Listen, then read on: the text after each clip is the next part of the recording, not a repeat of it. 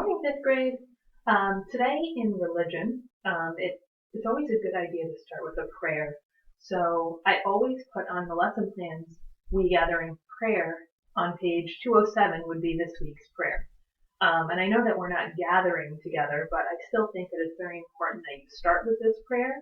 And I know that you all love to be the reader, so everybody gets to be the reader this week. So just kind of say it quietly to yourself or silently or say a prayer with a family member because it's always a good way to start religion.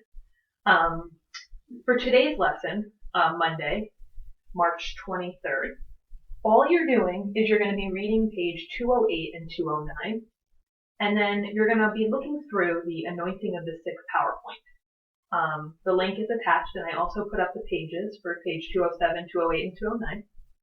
So you're just kind of reading through those three things. You do not need to submit anything for religion today. All of this is just kind of on your own, but also make sure to keep the PowerPoint somewhere. Maybe you want to save it somewhere, or it'll always be up on the Google Classroom if you want to go back to it, because we will be having a little quiz on, I think it's on Thursday, and most of the answers are in the PowerPoint, so you'll want to kind of keep an eye on that PowerPoint.